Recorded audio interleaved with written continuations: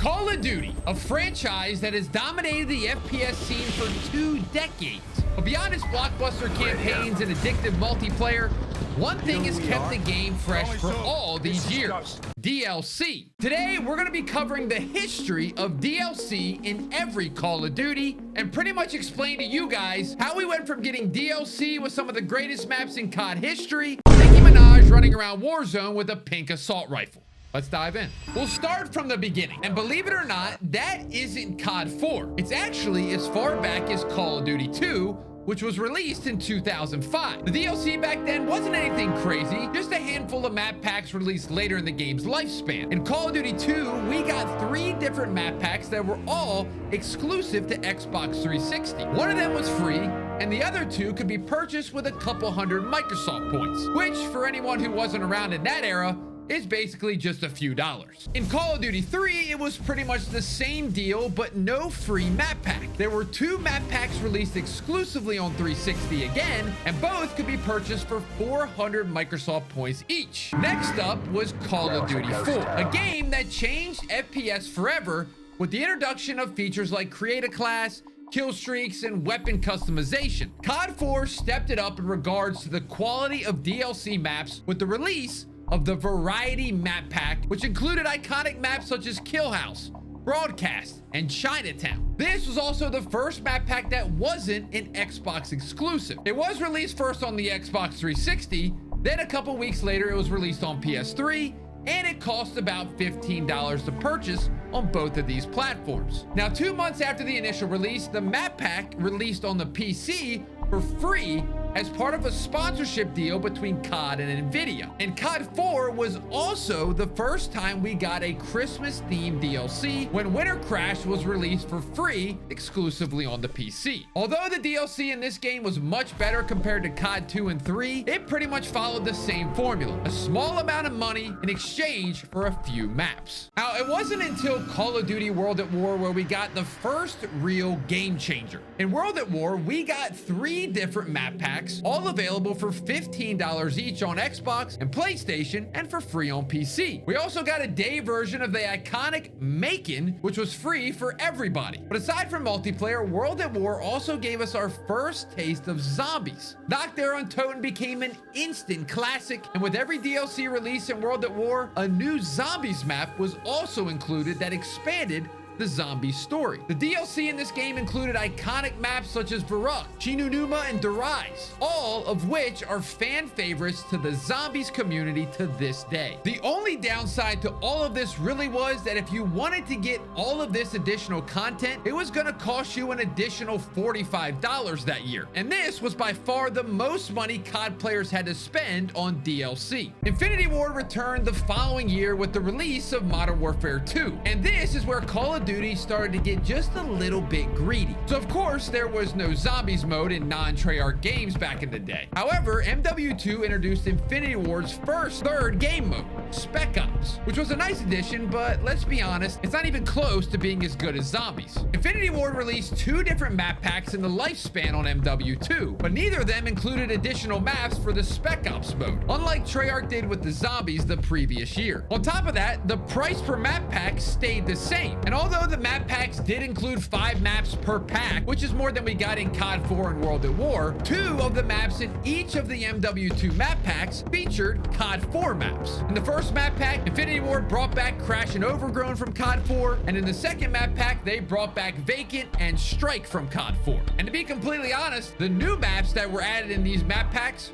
weren't very good. The worst of the maps being Fuel, which had a rock on the outskirts of the map that players found a way to glitch into and make themselves immortal to get free nukes. And of course, it took months for Infinity Ward to patch that glitch. So basically, we got less map packs, less new content, and the content wasn't even that good for the same cost of the World at War DLC. But not to worry, the following year, Treyarch returned to save the day with the release of Black Ops 1 Treyarch gave us 4 different map packs that year. The first 3 map packs featured 4 brand new multiplayer maps and 1 new zombies map per pack. These packs brought us maps like Berlin Wall, Stadium, and Drive-In for multiplayer, and for zombies we got Ascension, Call of the Dead, Shangri-La, and in the 4th and final map pack we got all of the World at War zombies map added into the game and another brand new zombies map, the fan favorite Moon. Oh, and on top of all that, if you purchased the hardened or prestige edition of Black Ops 1, you got all of those classic World at War zombies maps for free at launch, and then you also got Moon for free when it launched with the last map pack. So this game was probably the golden era for Call of Duty DLC, but the price for the additional DLC was slowly going up again. If you wanted to get all 4 map packs for Black Ops 1 and didn't buy the hardened edition, that was going to set you back a total of $60. On top of that, there was one huge problem with this format of releasing DLC over the years. When the game launched, everyone by default had access to the same maps. But once the DLC packs started to roll out, the players who bought the DLC packs, of course, had to access those new maps, and the players who didn't buy the DLC packs didn't have access to those maps. Pretty simple, right? Well, no, actually. The problem that this created was that the player base was essentially split, and the more map packs that were released, the more the player base got split. Because let's face it, players who were just casually playing the game every now and then weren't going to pay for the more expensive hardened edition to get the extra content, and they also weren't going to fork out extra money on top of the game. And this is where the cracks with this format really started to show. If you owned all the map packs, you were essentially playing solely against other players who cared enough about the game to purchase the map packs too. In other words, they were most likely not a bot. So you drop in to play your new content, but end up not really enjoying your experience because you were playing against sweats the majority of the time. And then it got to the point that players who owned all the DLC couldn't find lobbies, and they eventually ended up uninstalling the map packs or even getting refunded just to be able to find a game, because the rest of the game's population didn't have access to the same lobbies if you had those map packs installed. So the next year, Infinity Ward tried to tackle this problem, and this is when things started to get a little bit sketchy with DLC. This is where we got something called Call of Duty Elite. Here are the things that I know to be true. Experience is the path to wisdom. Camping is for noobs and hippies. Clowns are never to be trusted. Call of Duty is about kicking ass. And Call of Duty Elite is about kicking even more ass. Welcome to the first day of the rest of your life of kicking more ass. So Call of Duty Elite was Activision's attempt at creating a subscription-based model for the game. They decreased the amount of maps per pack and focused more on giving players regular content. Here's how it worked and how much it cost. Every month, Elite drops something new to keep things fresher than a noob's diapers, because noobs poo in their pants. Spec Ops, new game modes, and yes, new maps. Every frag flipping month for the next 9 months. Oh, that makes me want to celebrate. Hey, little help? Just kidding, it's a grenade. Of course, you can wait and get the DLC packs when they drop later. Pay the $15 4 times a year, like my grandmother buying a couch on layaway. Or you can join Elite for $50 and get it all. So we went from an extra $60 in Black Ops 1 to $50 in Modern Warfare 3 if you wanted to get all the content packs when they released. On top of that, you had to be on Xbox to get them on the initial release. So if you were on PlayStation and spent the $50 for Call of Duty Elite, you'd still have to wait an additional month compared to Xbox. In hindsight, the idea of giving players more regular content was great, but the whole format was just needlessly confusing, and it just wasn't enough to convince a lot of players to spend the extra $50 a year to get content when it was released. By the time everyone got access to the new maps with the free version of Elite, all the hype was gone. The fact that Elite was basically presented to players as a subscription to get the content for the game just didn't go down well with players. They had already paid for the game and didn't like the idea of basically having to subscribe to get a service to get more features. The only good thing MW3 did this year was added a button in the menu to turn off DLC content due to the split player base problem that we talked about earlier. Oh, and also we did get Terminal from MW2 added into the game for free. So at least Infinity Ward didn't charge us for remastered maps this time around. So now we're in 2012 and Call of Duty Elite is gone. Kind of. With the release of Black Ops 2, they no longer released DLC through the Call of Duty Elite. They instead brought out the Black Ops 2 Season Pass, which gave you access to all the Black Ops 2 map packs for a set price of $50. So yeah, basically Call of Duty Elite 2.0. You could buy all 4 of the map packs separately for $15 each, which was $60 total. So the Season Pass was worth it if you were planning to get all the DLC throughout the year. And to be fair to Treyarch, the DLC in Black Ops 2 was so much better than MW3. Each content pack had 4 new multiplayer maps and a new zombies map. For zombies, we got the iconic maps such as Mob of the Dead, which a lot of you know as Rebirth Island. We also got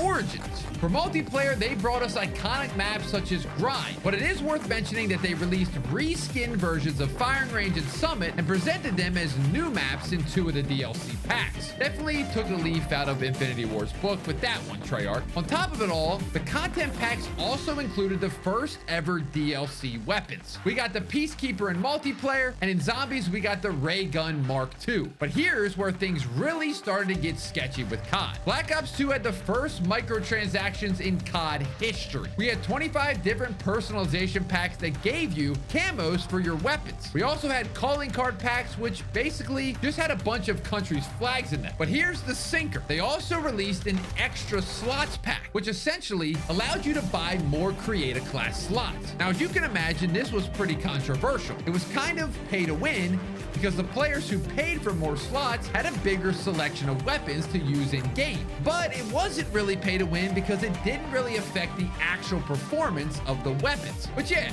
it was definitely pushing into that gray area. So if you wanted to purchase all of the DLC packs plus the new microtransactions in the game such as camos and create a class slots, the total cost for everything excluding the price of the base game was gonna be over $100. So as you can see at this stage, it's just getting more and more expensive. But this was only the beginning. It was about to get crazy. So Ghost came out in November 2013 and pretty much had the same approach to Black Ops 2, except in place of zombies, they had a new mode called Extinction, where you fought aliens instead of zombies. And I'm not gonna lie, of course it's not as good as zombies, but I thought it was kind of underrated. Just me? If anyone agrees with me, let me know down in the comments. But anyway, like I was saying, Ghost followed the same approach of Black Ops 2. You had all 4 map packs, all costing $15 each, but if you wanted all of them, you could purchase the season pass for $50 and save yourself $10. On top of that, we had all the same kind of microtransactions you saw in Black Ops 2, such as camos, creator class slots, and flag packs. But on top of that,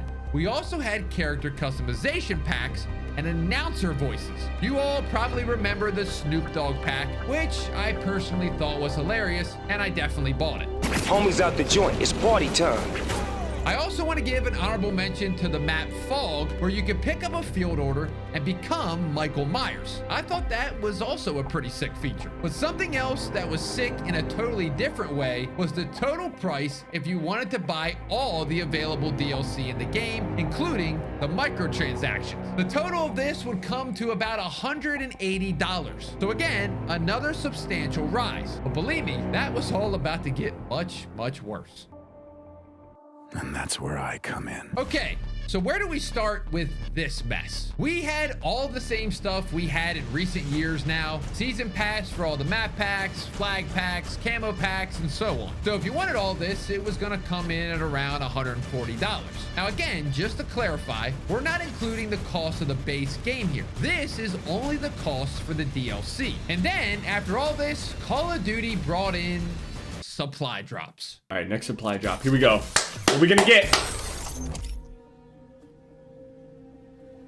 A pair of fucking pants! So not only were supply drops bad because it was essentially gambling, but you could also get weapons in these supply drops that had different stats to the base version of the weapon. Some of the most notable being the Bal Obsidian Steed and the ASM-1 Speakeasy. These weapons were quite literally overpowered, and the only way to get them was through supply drops. So not only was the game now officially pay to win, But you also weren't even guaranteed to get the pay-to-win items after you had already paid to win. And of course, this brought the total amount of money to get all of the DLC in the game from 180 in Ghost to basically unlimited in Advanced Warfare, as you could buy literally as many supply drops as you wanted, and you still weren't guaranteed to get every item. The only good thing about this COD was watching FaZe Jev trying to get the quick bolt for the entire year while everybody else and their mother literally had it. Black Ops 3 was next up, but things just continued to get worse with the microtransactions. Now let me be clear, Black Ops 3 is obviously not a bad game, and some of the DLC in this game is the best we've ever gotten, such as the Zombies Chronicles map pack. But Black Ops 3 not only continued the supply drop system that was introduced in Advanced Warfare, but they also introduced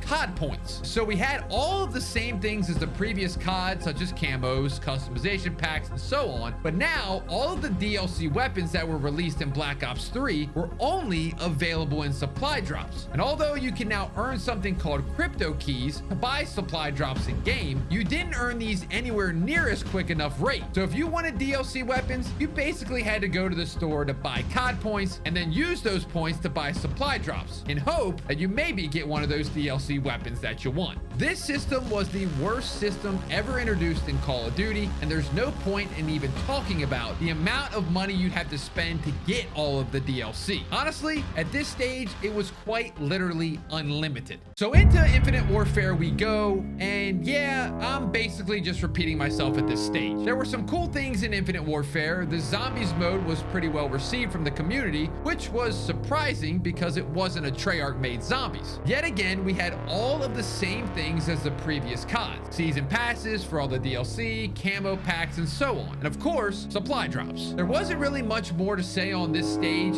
It was still pay to win, and you still needed a ton of luck to get the items that you wanted. And of course, Activision was able to make an unlimited amount of money through this system. The only positive this year was the release of Modern Warfare Remastered alongside IW, which you could buy the Variety map pack, which we talked about earlier when we covered the original COD 4. Now, unfortunately, this game had supply drops too. However, this was probably the least pay to win version of supply drops we've ever had. Although you still needed a bit of luck to get the items you wanted, there was an in-game currency you could earn by playing the game to unlock the items you wanted. So you could theoretically play the game and earn everything without the need for supply drops. But of course, Activision could still earn an unlimited amount of money by having them present in the game. Call of Duty World War II was released in November of 2017, and at this stage, you know the drill. You could purchase the season pass for all the map packs, and there were different multiple customizations packs that you could also purchase.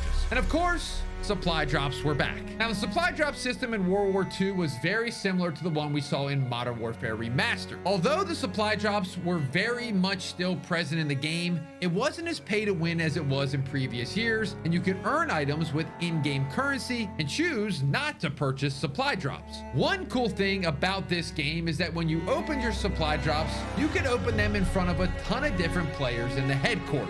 And yes, I'm gonna say it again, bring back the headquarters, please. It finally looked like Call of Duty were kind of reeling it in a bit with the supply drops. But then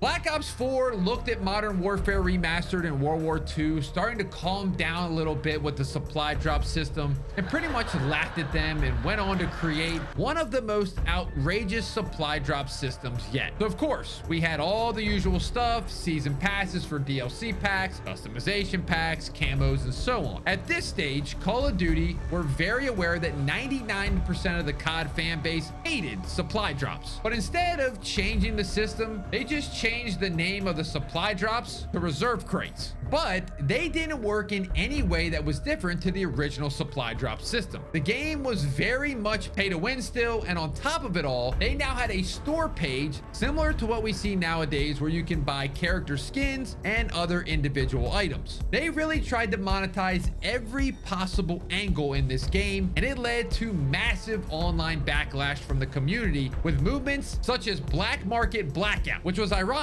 as that wasn't the type of blackout they wanted their players to be focused on that year. The backlash was even more justified when you consider the fact that this game was the first COD to not have a campaign. And on top of that, we had Fortnite in its absolute prime, which was a free-to-play game, but yet Activision were still trying to charge players for a base game and a season pass and their own version of a battle pass called Contraband. This was the last straw for a lot of COD players, and COD recognized that they needed to make a radical change.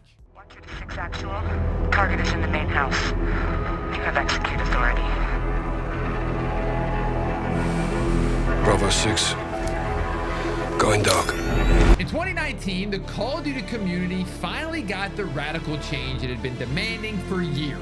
Infinity Ward took us back to the Modern Warfare series with the Modern Warfare reboot, where they wanted to shift towards a more realistic version of Call of Duty, and they addressed pretty much every problem we had with the previous DLC models. To start, Modern Warfare scrapped season passes and DLC packs. No longer did we have to spend $50 to $60 on new maps for the game. This was then instead replaced with seasons. With each new season, all players on every platform would get access to a bunch of free content like new maps and new game modes. This completely eliminated the problem of old, where players would purchase map packs and the game's player base would become split. On top of that, a battle pass would drop with every new season, which you could level up to earn additional content such as weapons and skins. I wonder where they got that idea from. But anyway, the big change finally arrived. No more loot boxes. It seemed that the negative feedback from the community about loot boxes over the years had finally got through to Call of Duty. But the change was more likely made because of several countries banning the in-game loot boxes. So essentially, if COD had chosen to include loot boxes in their game could not be sold in those countries. But either way, it was a huge relief for the COD community to finally have a game without loot boxes. And that system was replaced with basically what we see nowadays: store bundles. Now you can say what you want about these bundles, but at least they were no longer locked behind an RNG slot machine system. And when you purchased a bundle, you could see exactly what you were getting in that bundle. Now, I'd love to sit here and tell you that these bundles removed the pay-to-win aspect from the game and that they were just purely cosmetic items that you could buy. And that was the case for the most part. The pay-to-win aspect was no longer as blatant as it was in previous CODs like Advanced Warfare, where you had to have an Obsidian Seed version of the bow to be able to compete in lobbies. No, they weren't putting versions of guns with buff damage into these bundles. They were, however, putting skins into the store that without doubt gave players an advantage. One of the most notable examples of this was the Rose skin. I cannot tell you the amount of times I dropped Superstore in Verdansk and died to a Rose skin hiding in a corner that you simply just couldn't see.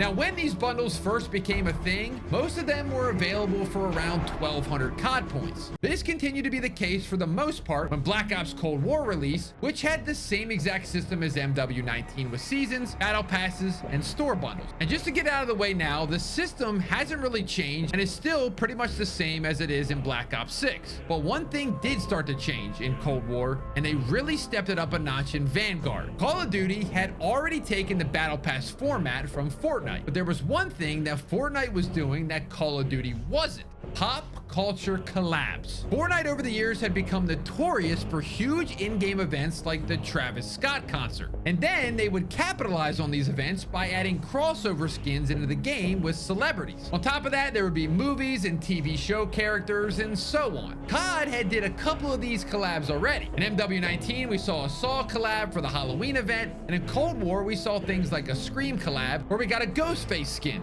and a Die Hard collab with John McClane skin. But these collabs were happening once every so often for exclusively in-game events such as the Haunting of Verdansk, in addition to that big tower in Verdansk. In Vanguard, this changed drastically. We got a Godzilla vs. Kong collab, which to be fair had a crazy in-game event for Warzone where Godzilla and Kong would fight each other on Caldera. But on top of that, we were getting random collabs that weren't related to anything in-game, such as the Umbrella Academy, Terminator, and the first celebrity skin, Snoop Dogg. This only continued to get worse with the release of MW2 the following year, where we were getting Messi and Neymar in the game, a whole collab with The Boys, Lara Croft, Skeletor, 21 Savage, and eventually a Nicki Minaj bundle where she was running around Warzone with a pink assault rifle. Now listen, I'm not saying that some of these bundles aren't fun, but that's a pretty big shift when you think back to the system that was first introduced in MW19, where the devs said they wanted to have a more realistic approach to Call of Duty. But nevertheless, the bundles kept coming. The following year, we got MW3, and we got Cheech and Chong running around the map, and WWE wrestlers like Rey Mysterio and Rhea Ripley. We also had a Dune collab, another collab with The Boys, a collab with Walking Dead. The collabs